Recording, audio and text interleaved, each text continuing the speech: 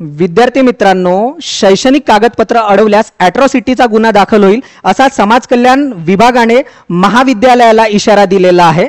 महाविद्यालय जे शिक्षण शुल्काच्या नावावर विद्यार्थ्यांकडून खूप मोठ्या प्रमाणात पैसा आकारतात, तर तो पैसा विद्यार्थ्यांना महाविद्यालयात भरावयाचा नसतो।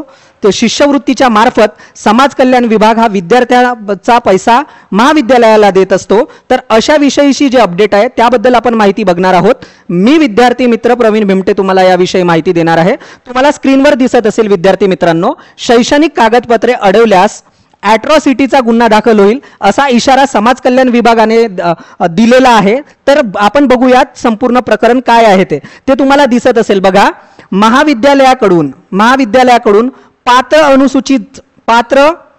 अनुसूचित जाती प्रवर्गातील विद्यार्थ्यांच्या शैक्षणिक कागदपत्रांची अडवणूक तसेच विद्यार्थ्यांकडून कोणत्याही प्रकारचे शिक्षण शुल्क वसूल केल्याची तक्रार प्राप्त झाल्यास संबंधित महाविद्यालयाविरोधात अनुसूचित जाती जमाती अत्याचार प्रतिबंधक अधिनियम 1989 चा आहे, जो अॅट्रॉसिटी म्हणून जो कायदा परिचित आहे, त्या कायद्याअंतर्गत महाविद्यालयावर गुन्हा दाखल होऊ शकतो। महाविद्यालयात अशा प्रकारचं जर कृत्य केलं तर काय होईल, अजामीन पात्र हा गुन्हा सुद्धा आहे। तर बघा, तुम्हाला इथं दिसत असेल, मी आधीच सांगितलं शैक्षणिक कागदपत्रे अडवल्यास काय होईल, महाविद्यालयावर कारवाई होणार आहे। तर याविषयी मी थोडी माहिती तुम्हाला देतो। आणि असा इशारा सध्या कोण दिलेला आहे, तर तो सहाय्यक आयुक्त जे पुण्याचे आहेत विशाल लोंढे यांनी काय दिला, असा इशारा दिलेला आहे। म्हणजे संपूर्ण प्रकरणाविषयी मी थोडक्यात तुम्हाला माहिती देतो। बघा, अनुसूचित जाती आणि जमातीचे जे विद्यार्थी असतात त्यांना जे अनुसूचित जातीचे विशेषतः त्यांना सामाजिक न्याय व विशेष सहाय्य विभाग या अंतर्गत काय मिळत असते, शिष्यवृत्ती मिळत असते विद्यार्थ्यांना, जी महाविद्यालयाला समाज कल्याण विभागातर्फे मिळत असते। ठीक आहे। तसंच आदिवासी विकास विभागातर्फे आदिवासीच्या विद्यार्थ्यांसाठी काय मिळत असते, शिष्यवृत्ती मिळत असते। परंतु शिक्षण शुल्काच्या नावावर जे महाविद्यालय विद्यार्थ्याकडून काय करतात, शिक्षण शुल्काच्या नावावर काय करतात, भरमसाठ पैसा आकारतात। म्हणजे बघा, दुहेरी फसवणूक आपल्याकडून केली जाते। म्हणजेच आपण जो शिक्षण शुल्काच्या नावावर महाविद्यालयामध्ये पैसा भरतो तो आपल्याला भरायचा नसतो। म्हणजे तो पैसा शिक्षणाकरिता व उच्च शिक्षणाकरिता महाविद्यालयाला समाज कल्याण विभाग किंवा आदिवासी विकास विभाग एसटी प्रवर्गासाठी देत असतो। परंतु याची आपल्याला जागरूकता नसल्यामुळे किंवा अज्ञानता असल्यामुळे विद्यार्थी काय करतात, लाखो रुपये महाविद्यालयाला भरतात जे भरावयाचे नसतात। त्यामुळे इथे तुम्हाला जे दिसत असेल बघा, काय की शिक्षण शुल्क वसूल केल्याची तक्रार प्राप्त झाल्यास संबंधित महाविद्यालयाविरोधात काय होईल, अनुसूचित जाती जमाती अत्याचार प्रतिबंधक कायदा जो 1989 चा कायदा आहे, ज्याला तुम्ही अॅट्रॉसिटी ऍक्ट म्हणतात, त्या अंतर्गत गुन्हा दाखल होऊ शकतो महाविद्यालयावर असा इशारा सुद्धा दिलाय। म्हणजे तुम्हाला जर तुम्ही शिष्यवृत्ती पात्र असाल, म्हणजे BA नंतर MA करत असाल किंवा BBA नंतर MBA करत असाल किंवा BSW नंतर MSW करत असाल, अशा प्रोफेशनल कोर्सेसला वगैरे जात असाल किंवा MSc ला जात असाल, ज्याच्यामध्ये तुमच्याकडून मोठ्या प्रमाणात फी आकारली जाते, तर ती फी भरायची नसते जर तुम्ही शिष्यवृत्ती पात्र असेल। म्हणजे जर तुम्ही शिष्यवृत्ती घेत असाल तर तुम्हाला महाविद्यालयात एकही पैसा भरावा लागत नाही। आता बघा, हा सहाय्यक आयुक्त समाज कल्याण म्हणजे जे पुण्याचे आयुक्त आहेत त्यांनी हा इशारा दिला आहे। परंतु मागील 5 वर्षापासून नागपूरमध्ये 22, 23, 24 आणि किमान 21 चे असे संपूर्ण परिपत्रक समाज कल्याणच्या नागपूरमधील समाज कल्याण म्हणजे सहाय्यक आयुक्त आणि प्रादेशिक उपायुक्ताचे सुद्धा पत्रके आमच्याकडे आहेत।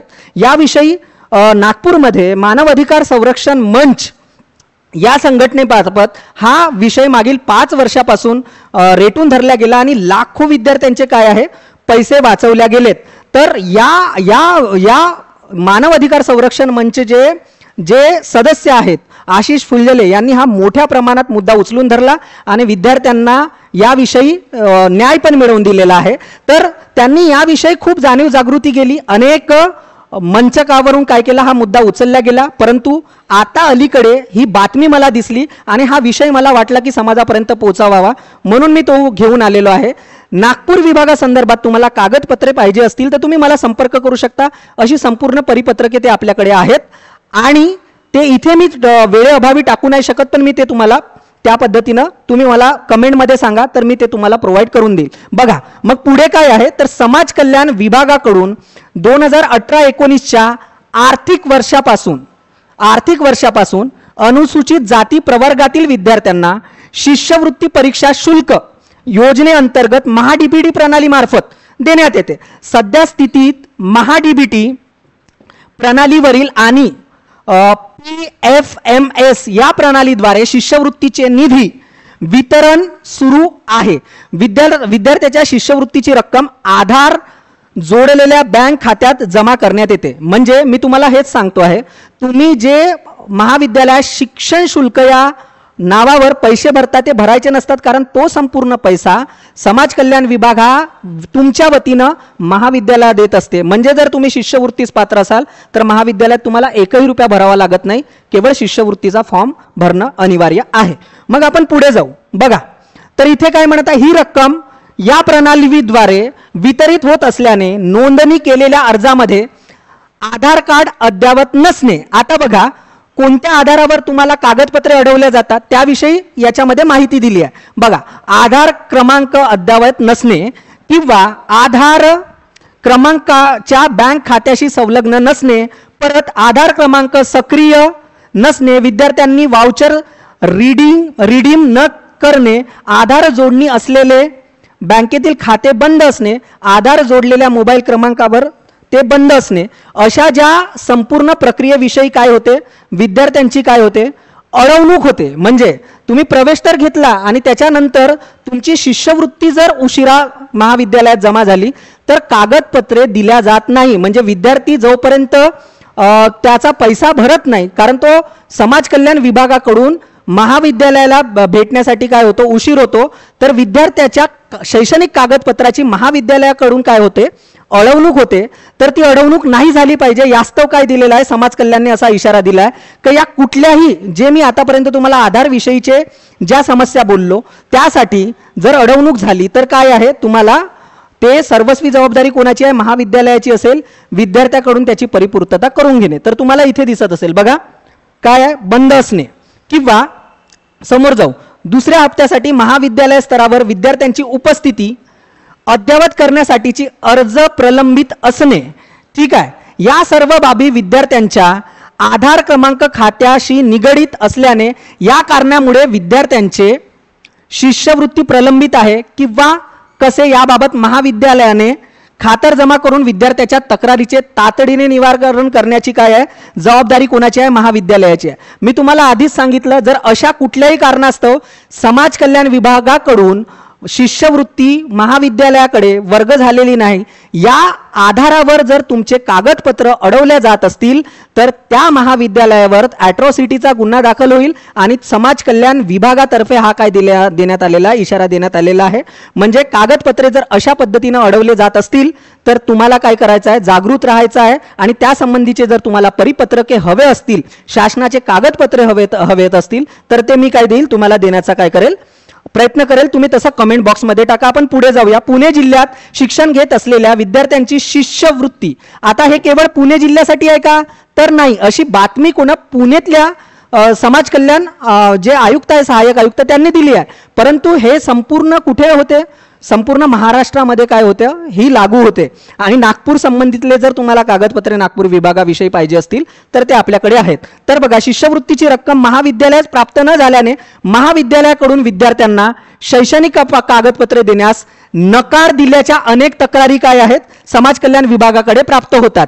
हे विद्यार्थी असे काय करतात, तक्रार प्राप्त करतात. म्हणजे तक्रार कोणाला प्राप्त होतात, समाज कल्याणला. म्हणून समाज कल्याणाकडून काय देण्यात आलेला आहे, इशारा देण्यात आलेला आहे. अनुसूचित जाती प्रवर्गातील विद्यार्थ्याकडून कोणत्याही प्रकारचे शिक्षण शुल्क वसूल करू नये असे समाज कल्याणचे आदेश आहेत. आणि हा आदेश केवळ एका विभागापुरता नाही आहे, तर संपूर्ण महाराष्ट्रासाठीचा आहे, असं तुम्ही लक्षात घ्या विद्यार्थी मित्रांनो. ठीक आहे, आता बघा, शिक्षण शुल्क वसूल करीत असल्याचे निदर्शनास आल्यास संबंधित महाविद्यालयाविरुद्ध फौजदारी स्वरूपाची कार्यवाही करण्यात येईल.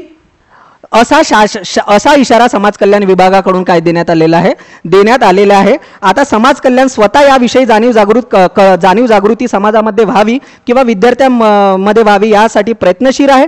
आपणही स्वतः प्रयत्नशील राहूयात.